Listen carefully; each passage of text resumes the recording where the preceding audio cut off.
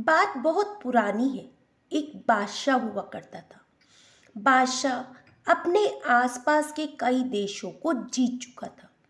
कई लड़ाइयाँ लड़ते हुए वे अपने विजय अभियान पर आगे बढ़ रहा था।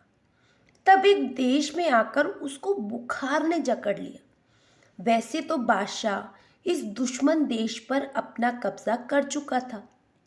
जब बादशाह को बुखार ने जकड़ लिया तो बादशाह ने अपने हकीम को इलाज करने के लिए लगाया, परंतु उनके इलाज से कोई फायदा न हुआ। बुखार से तड़पते हुए बादशाह ने अपने सैनिकों से कहा, आज 3 दिन हो गए हैं और हमारा एक भी हकीम हमें ठीक नहीं कर पाया। इन हकीम के सिर तो अब हम बाद में कलम करवाएंगे, उससे पहले इस देश का कोना कोना छान मारो और कोई अच्छा वैद्य लेके आओ। बुखार घटना तो दूर, सरदर्द और बेचैनी बढ़ गई है। नींद भी पूरी नहीं आती। अगर शाम से पहले कोई वैद्य नहीं आया तो मैं सबको कत्ल करवा दूंगा।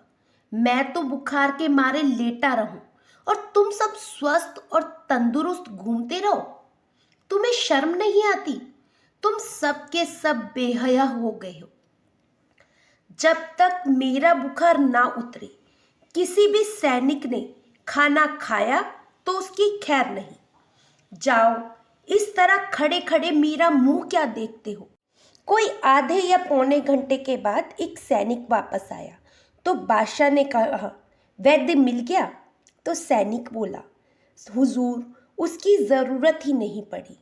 एक गरीब परिवार से इस देश का एक बहुत बड़ा वैद्य अपनी इच्छा से स्वयं चल कर आया। बादशाह ने मुस्कुराने की चेष्टा की, परंतु मुस्कुरा नहीं सका और प्रकट करते हुए कहने लगा, बड़ा ही अजीब देश है। कई देश मैंने जीते, परंतु ऐसा देश नहीं देखा। परंतु वे है कहाँ? साथ लेकर क्यों नहीं आए? सैनिक कहने लगा, हुजूर, वे बाहर खड़ा है। आपका आदेश हो तो अभी लेकर आता हूँ। बादशाह ने गुस्से में कहा, बकवास बंद करो। इसमें आदेश की क्या जरूरत है? वक्त पर काम लेने के लिए अक्ल तो तुम में है ना। समझा करो कब किस चीज की जरूरत है। जाओ, उसे अंदर लेकर आओ। बादशाह इतने जोर से बोल रहा था कि बाहर खड़ा हुआ वैद्य बिना बुलाए ही भीतर चला आया और मुस्कुराते हुए कहने लगा, बुलाने की जरूरत नहीं, मैंने अक्ल से काम लिया और खुद ही अंदर चला आया। बादशाह उसे देखकर चौंक गया। सफेद कपड़े, सफेद बाल और चमचमाती हुई खाल।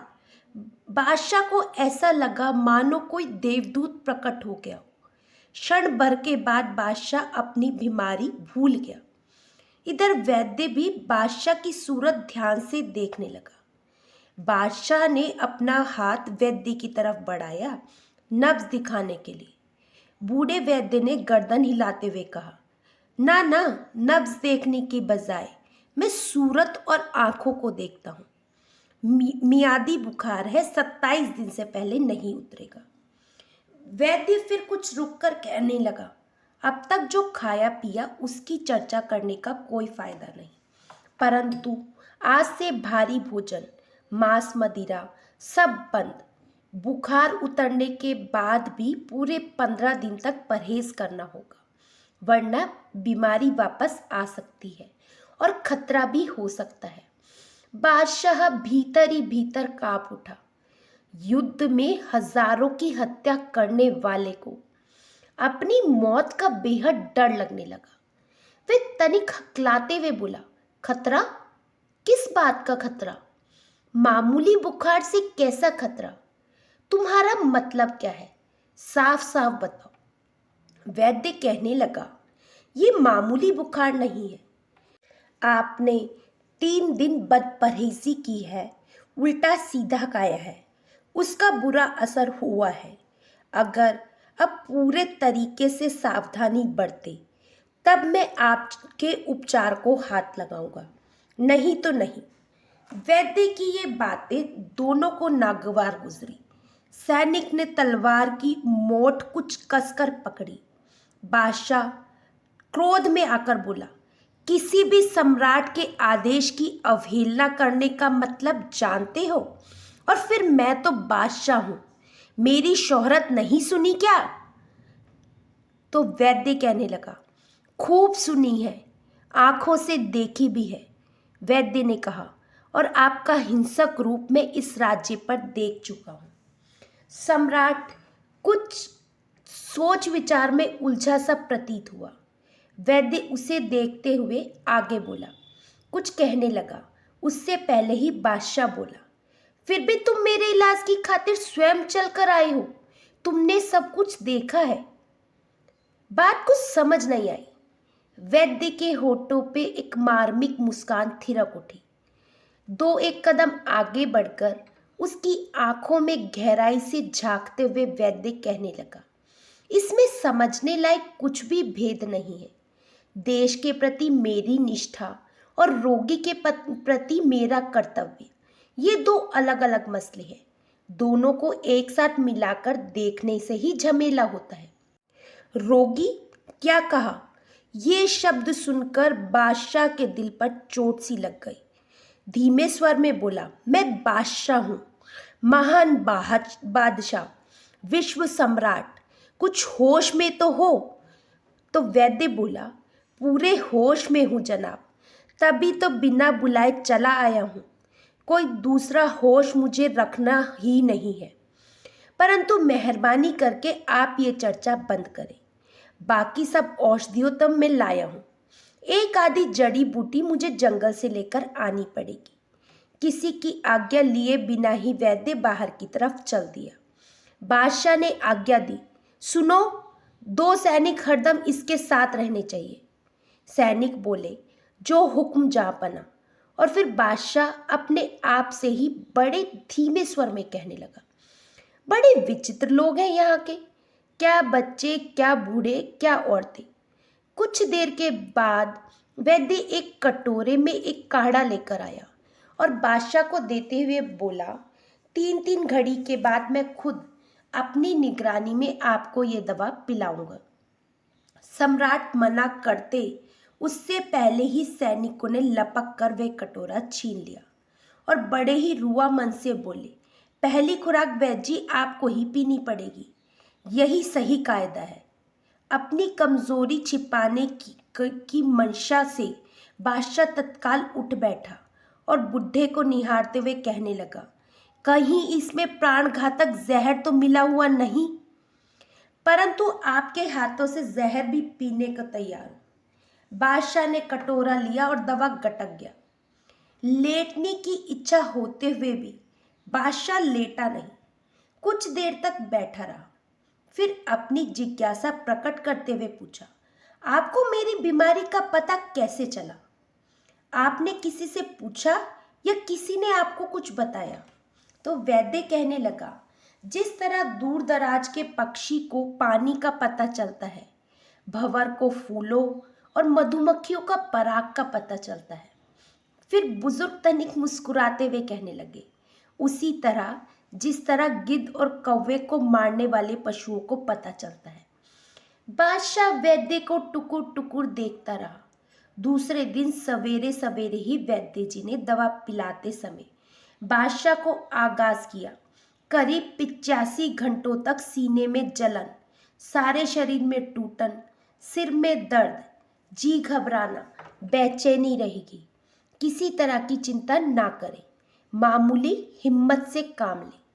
3 दिन के बाद गाय का दूध और उसमें अंजीर का सेवन करें। मुझे पूरी आशा है कि आप पहले से अधिक तंदुरुस्त हो जाएंगे। अनुभवी वैद्य ने जैसा कहा वैसा ही सम्राट करता गया। सम्राट की हालत धीरे धीरे बिगड़ती सी गई, कुछ ही घड़ियों तक बिगड़ती ही रही। विश्व विजेता का बुरा हाल था। उसकी सेना में हजारों बहादुर सैनिक थे, पसीने की जगह खून बहाने वाले पूरे वफादार, परंतु कोई भी उसकी बीमारी बांट न सका। सीने के भीतर मानो आग सुलग रही थी। हथेलियों में जलन, पांव में जलन और आंतों में कुलबुलाहट। बादशाह लगभग बेहोशी की मुद्रा में ही था और इस बेहोशी में उसे कई तरह के अनुभव हो रहे थे। वे सारे शहर जो उसने निस्तनाबूद किए थे, लोग जो युद्ध में उसके हाथ मारे गए थे, उसे दिखाई देने लगे। लेकिन 85 घड़ियां गुजरते ही मानो वह उस बुरे सपने का अंत हो गया। बादशाह को ऐसा लगा मानो वह मरते मरते बच गया है। उसने उसके अपने हकीम से जब इलाज नहीं बना तो ये हकीम सबसे कामयाब रहा। बादशाह ने वैद्य की ओर कृतज्ञ भरी निगाहों से देखा। वैद्य ने वात्सल्य भाव से अपने रोगी को निहारा। बीमारी भुगतने के बाद अब सम्राट को स्वस्थ जीवन की अहमियत समझ में आई थी। सम्राट ने वैद्य से पूछा, यदि संयोग से आप उपचार नहीं करते तो सच बताइए, क्या मैं मर जाता? वैद्य इसी अवसर की प्रतीक्षा में था।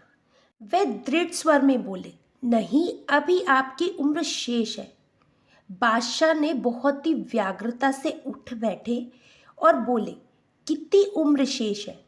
वैद्य ने कहा, क्यों जानना चाहते हैं आप? राजा ने कहा, क्योंकि मैं जानना चाहता हूँ। सभी लोग मरते हैं, लेकिन मैं जानना चाहता हूँ मेरी उम्र कितनी शेष है। वैद्य ने कहा, आप परेशान मत होइए, एक दिन मरना तो सभी को है। आपके पिताश्री भी मरे और आप भी एक दिन इस दुनिया से चला जाएंगे। बादशाह ने कहा, मेरे पिता मरे नहीं थे, उनकी हत्या की गई थी। तो वैद्य हंसते हुए बोला, मौत अपने जिम्मे कुछ नहीं लेती, उसे तो बस बहाना चाहिए। समय पर जो बहाना मिल जाए बस उतना ही काफ़ी है। बादशाह ने कहा, मेरे लिए एक भी बहाना उसे नहीं मिलेगा। तो वैद्य कहने लगे, बहाने तो अपने आप बन जाते हैं, खोजने नहीं पड़ते। फिर भी वैद्य ने तनिक गंभीर स्वर में कहा, क्या आप सचमुच अमर होना चाहते हैं? बादशाह ने बेबाक उत्तर दिया, हाँ, मैं अमर होना चाहता हूँ। वैद्य ने कहा, आप किस लालच में अमर होना चाहते हैं? तब राजा बोला, भला मेरे पास अमर होने के लिए कई कारण हैं। मेरा साम्राज्य, हजारों गुलाम, बेशुमार दौलत, अनगिनत हीरे, इतना बड़ा साम्राज्य आज तक किसी भी बादशाह का नहीं हुआ। वैद्य ने कुछ सोच विचार करके कहा, यदि आपकी ऐसी प्रचंड कामना है तो तुम्हें अमर होने का उपाय भी मैं बता सकता हूँ। मेरे सिवाय इस उपाय को कोई नहीं जानता। आप वचन दो कि तुम किसी को भी नहीं बताओगे। बादशाह की खुशी का कोई ठिकाना नहीं रहा, जैसे तारों भरा आकाश उसकी मुट्ठी में समा गया हो। उसके शरीर में यदि 10-20 जीव और होते तो वह उन सभी को एक साथ कहता, किंतु सारी दुनिया जीतने पर भी उसके मुख में केवल एक ही जीव था और वह बोला नहीं। हरगिज नहीं बताऊंगा, अपनी बेगम को भी नहीं बताऊंगा, जिसे मैं बहुत चाहता हूँ। बादशाह कहने लगा, बस एक बात और है कि मैं समय के साथ बुढ़ा भी नहीं होना चाहता। जैसा आज हूँ वैसा ही बना रहूं। बुढ़ा वैद्य कुछ देर तक सोचता रहा, फिर अकस्मात बड़े ही गंभीर स्वर में कहने लगा, मैं कामना करता हूं कि परमेश्वर आपको सद्बुद्धि प्रदान करे। वैद्य ने थोड़े गंभीर स्वर में कहने लगा, आपने यमराज की जिम्मेदारी अपने हाथों में ले ली और हजारों निर्दोष लोगों का कत्ल किया, और फिर भी आप अमर होना चाहते हैं। बोलो क्यों? जीवन में पहली बार बादशाह को अपनी इच्छा के विरुद्ध प्रतिवाद के कड़वे बोल सुनने पड़ रहे थे। तब भी उसने आपा नहीं खोया, इसीलिए कि वह अमर होना चाहता था, जिसका उपाय सिर्फ बुढ़े वैद्य के पास ही था, और उसी ने बादशाह को जीवन दान दिया था। बादशाह ने कहा, इसलिए कि मुझसे पहले जितने बड़े साम्राज्य और इतनी दौलत का मालिक पूरे संसार में कोई नहीं हुआ। मुझे अमृतत्व का वरदान ही चाहिए। वैद्य ने गर्दन हिलाते हुए कहा, ठीक है, तो ध्यानपूर्वक सुनो। सुमेरु पर्वत की पश्चिम दिशा में एक लंबी गुफा है जिसके मुख पर एक बहुत बड़ी शिला युगों से खड़ी हुई है। अपने कुछ सैनिकों से वे शिला हटवाकर तुम अकेले ही आगे जाना, बिल्कुल अकेले और बिना कोई शस्त्र लिए। उस जमीन पर पहली बार किसी इंसान के कदम पड़ेंगे। फिर वैद्य कहने लगा, काफी दूर चलने पर एक झरने का पानी एक तलैया में समाहित होते हुए आपको साफ साफ दिखाई देगा। वह तलैया कभी खाली नहीं होती। वहीं एक पेड़ पर एक कौवा हरदम चिल्लाता रहता है, काव काव काव काव।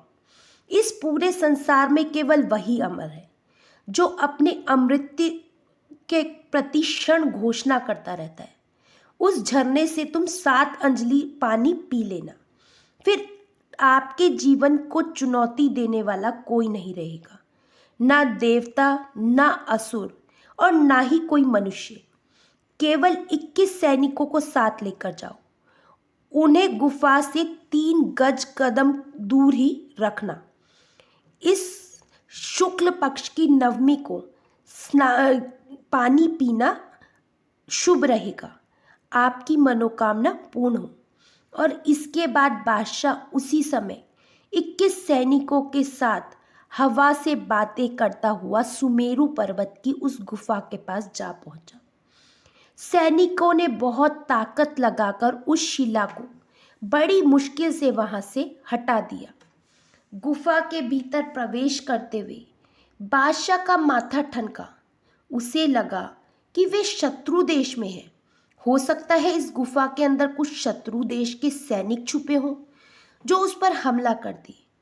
इसीलिए बिना शस्त्र के अंदर नहीं जाना चाहिए। परंतु फिर भी वह सोचने लगा, नहीं, देवदूत जैसा वे बुढ़ा मेरे साथ विश्वासघात नहीं कर सकता। वह बेधड़क आगे बढ़ने लगा। उसे एक झरना दिखाई दिया और वहीं एक पेड़ पर एक कौवा बैठा दिखाई दिया जो लगातार काव काव कर रहा था। बादशाह के आश्चर्य और आनंद की सीमा नहीं रही। गुफा के भीतर ये मध्यम मध्यम रोशनी कहाँ से आ रही थी? उसने अपनी आंखों से देखा कि गुफा में बेशकीमती हीरे बिखरे पड़े थे। कौवे के अलावा वहां पर कोई प्राणी नजर नहीं आया। तो क्या कौवा ही इस खजाने का मालिक है? बादशाह सोचने लगा कि पहले मैं झरने का पानी पी लूं, उसके बाद इन सभी हीरों को हथिया लूंगा। इधर कौवा लगातार काव काव की ध्वनि कर रहा था। बादशाह ने चौंक कर उधर देखा। कौवा एकटक बादशाह को ही घूर रहा था। अमर होने की लालसा लिए बादशाह ने पानी की तरफ अपने हाथ बढ़ाए, लेकिन कौवे की ललकार सुनकर वे रुक गया। कौवा बोला, जरा ठहरो बादशाह, वहीं पर ठहर जाओ। मेरी इच्छा के बिना आप इस झरने की एक बूंद भी नहीं पी सकते, नहीं तो आप यहीं पर ढेर हो जाओगे। जिस भूल के कारण मैं हजारों वर्षों से अमरता का अभिशाप भोग रहा हूं, तुम सपने में भी ये गलती मत करना। इस अमर जिंदगी से तंग आ गया हूं। जाने कितनी शताब्दियों से मैं मरना चाहता हूं, लेकिन मर नहीं सकता। लगातार ये काव काव का स्वर मेरे अपने ही कानों को शून्य कर रहा है, और जिस माया के प्रति मेरी चाह जागी है, मैं उसका एक छत्र स्वामी हूँ। यदि तू मृत्यु के देवता यमराज के पास जाकर मेरे लिए मरने का नुस्खा ले आएगा, तो ये सारी संपत्ति मैं तेरे हवाले कर दूंगा। मुझे तो ये खजाना फूटी आँख नहीं सुहाता। मेरी मृत्यु के बाद जितना हो उतना इस झरने का पानी पीते रहना। बादशाह ने कौवे से निपटने के लिए तलवार हाथ में ली। तब कौवा बोला, ना, जिस तलवार से तूने हजारों व्यक्तियों को मौत के घाट उतारा है, मैं उससे मरने वाला नहीं। ना अग्नि में जलकर, ना पानी में डूबकर, और ना ही किसी विष को खाकर मैं आत्महत्या कर सकता हूँ। भगवान भले ही मर जाए, मैं नहीं मर सकता। जीने का सुख और आनंद तभी है जब मरने का संयोग उसके साथ जुड़ा हो। मृत्यु विहीन अमरता से बड़ा अभिशाप और कुछ भी नहीं। मैं इस दुर्भाग्य की यात्रा से गुजर रहा हूँ। अरे तू किस चिंता में डूबा हुआ है?